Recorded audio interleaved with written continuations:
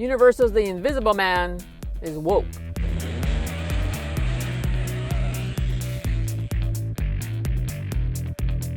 What's scarier than a ghost chasing you?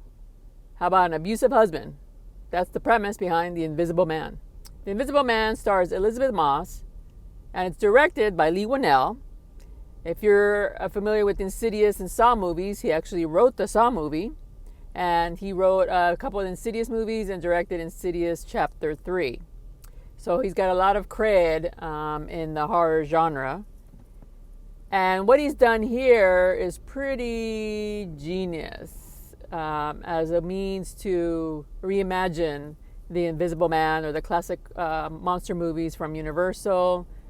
We know they didn't go as well with The Mummy starring Tom Cruise. That was a terrible film. But this one, I think they learned their lesson, and I think The Invisible Man is a horror movie for the woke generation. Elizabeth Moss plays an abused wife who escapes her husband in the middle of the night, and she is suffering from severe PTSD. She cannot even walk out of a house where she's hiding out because she fears this man, who's a very clever man, he's a scientist, and he's super rich, has the means to find her. Just when she's thought she's able to surpass the horrible experience when she was married, comes the news that her husband committed suicide, which she finds sort of hard to believe because he was such a narcissist. Regardless, just when she's settling back into normal life, she starts imagining things, so she thinks. So because she suffered from this PTSD, she's starting to suspect that her husband is not dead, and he's actually invisible. How would that happen? Well, her husband is a scientist, and she explains he was working with optics. So now we have a basis of how this man could be doing it. And as an audience, we see the things that are happening to her, and they're freaky, they're scary.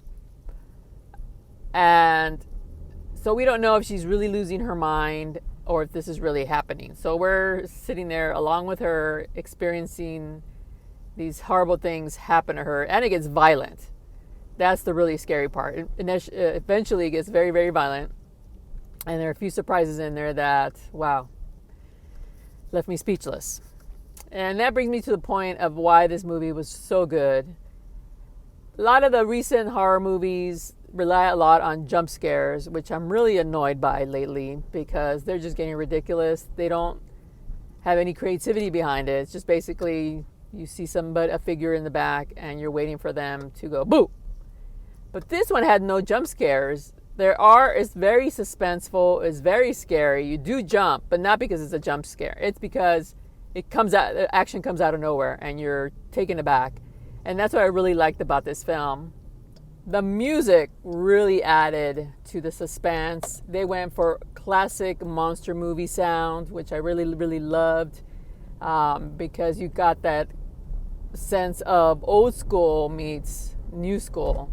And I think the balance was really, really good, and I think it was perfect. And they played it during the credits scenes, and it's a pretty freaky sound, especially when you don't hear it along with action. You just see it with the credits rolling, and you really get a sense of how the music played into the story. So the movie starts out with Elizabeth Moss's character planning her escape from the house, and we see the elaborate nature of the house, the security system, the science lab. So are we getting hints of what this type of person is? We don't actually see his face. We see him in a lot of shadow. We see him in bed, so we don't see him very clearly. And at first I thought, that's weird. I thought we were going to see this person that's going to be tormenting her. But at the end, it's pretty genius that they did that, because you don't want to get to know the monster yet. The monster will come to light in obviously the later scenes and so forth. And especially, it really, really works in the climax. Because you don't know who this man is and you only see him in shadows, I thought it was genius. It was just perfect. the route they could have gone is we see some of the abuse at his hands, but that would make it a totally different movie. You have really a powerful message of what domestic abuse does to a person. I mean, and Elizabeth Moss plays it beautifully. You forget how good she is until you see her in another project. She's got a way of emoting feelings with her eyes and her expressions that are just priceless. You actually really, really feel for this woman. What's also clever about the script by Winnell is that the story mirrors what happens in most domestic abuse cases.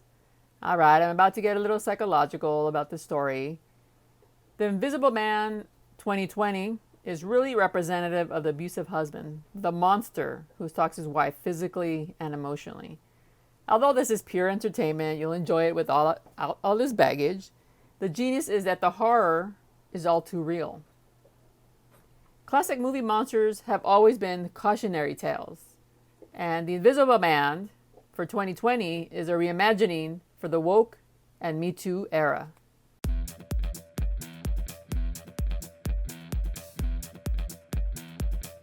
If you enjoy watching these movie reviews, be one of our patrons on Patreon. You get some really cool perks if you do.